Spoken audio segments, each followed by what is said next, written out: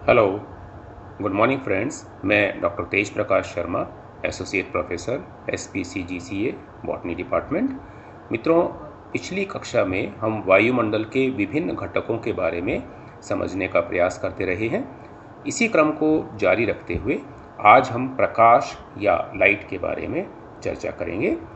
Light या प्रकाश एक basic requirement पौधों के लिए होती है, जिनकी विभिन्न जो प्रक्रियाएं हैं, जैसे photosynthesis, transpiration, seed germination, growth, development of vegetation, flowering, ये सभी इम्पॉर्टेंट जो फिनोमेना हैं, इन सब के लिए प्रकाश या लाइट एक महत्वपूर्ण कारक के रूप में कार्य करती है।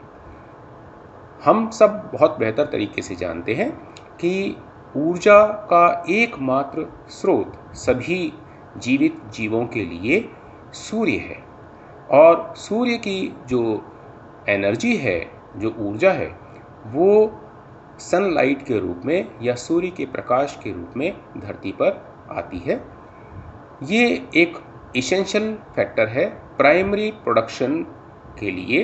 प्राइमरी प्रोडक्शन यानी प्राथमिक उत्पादन, जो कि पौधों के द्वारा किया जाता है, और इसके पश्चात सभी जीवित जीव इसके ऊपर डायरेक्टली या इनडायरेक्टली निर्भर करते हैं। सोलर एनर्जी या सूर्य का प्रकाश या सूर्य की ऊर्जा पृथ्वी के ऊपर इलेक्ट्रोमैग्नेटिक वेव्स के रूप में आती है। ये अलग अलग वेवलेंथ्स की होती हैं। जैसे सबसे पहले शॉर्ट वेवलेंथ्स। शॉर्ट वेवलेंथ अर्थात जिनकी वेवलेंथ या तरंग दैर्घ्य 320 मिली माइक्रोन यानी mu से कम होती है, जिसमें ultraviolet rays, gamma rays, x rays तथा कॉस्मिक रेज आती है। जबकि वेवलेंथ जो 750 नैनोमीटर से 1000 माइक्रोम्यू तक आने वाली जो तरंग दैर्घ्य की जो किरणें हैं, उन सबको हम इंफ्रारेड वेव्स कहते हैं। इसी प्रकार जो विजिबल लाइट है, यानी जो दृश्यित प्रकाश है, ये जिसको हम विबग्योर भी कहते हैं। विबग्योर अर्थात 7 विभिन्न रंगों से बना प्रकाश का सफ़ेद रंग, जो कि 320 से 750 नैनोमीटर यानी माइक्रोम्यू की वेवलेंथ के बीच में होता है। इसमें violet, blue, indigo, green, yellow, orange तथा रेड कलर की तरंगें होती हैं। अलग अलग तरंगों के आधार पर हम इनको अलग अलग भागों में बांटते हैं। सबसे पहला है कॉस्मिक रेज, दूसरा गामा रेज, फिर X rays, ultraviolet rays, infrared rays, heat waves, radar waves, radio waves और इलेक्ट्रोमैग्नेटिक वेव्स।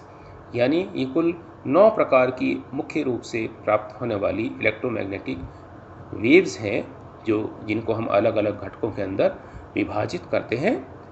लाइट क्योंकि एक फॉर्म ऑफ एनर्जी है, ऊर्जा का एक रूप है, इसलिए इसको दूसरे रूपों में परिवर्तित किया जा सकता है, जैसे कि हीट या ताप। हम बहुत बेहतर तरीके से जानते हैं कि पर यूनिट एरिया के अंदर प्राप्त होने वाली ग्राम कैलोरीज एक निश्चित समय के लिए इनको प्राप्त करके नापा जाए, उसको हम कहते हैं ग्राम कैलोरी पर मीटर स्क्वायर और जूल। इंटेंसिटी ऑफ लाइट को भी हम मेज़र कर सकते हैं, यानी प्रकाश कितनी तीव्रता से प्राप्त हो रहा है। इसके लिए हम एक टर्म काम में लेते हैं, इसको कहते हैं कैंडल पावर, यानी एक मोमबत्ती से जलाने पर कितना प्रकाश प्राप्त होता है। इसलिए हम पूर्व में इसको FC या फुट कैंडल के रूप में जानते थे, यानी 1 फुट की दूरी पर जलाई गई मोमबत्ती से निर्धारित दूरी से हमें कितनी प्रकाश प्राप्त होता है, इसको हम FC या फुट कैंडल कहते हैं। 1 मीटर डिस्टेंस से प्राप्त होने वाली जो लाइट है उसको हम लक्स कहते हैं, LUX, लक्स। 1 फुट कैंडल 10.76 यानी 10.76 लक्स के बराबर होती है, और जैसे जैसे लाइट आगे बढ़ती है ये स्प्रेड होती जाती है या फैलती जाती है, और इसकी इंटेंसिटी या इसकी तीव्रता कम होती चली जाती है। तो इसको हम अगले कक्षा के अंदर जारी रखेंगे। तब तक के लिए आप सभी लोगों का धन्यवाद। Thank you.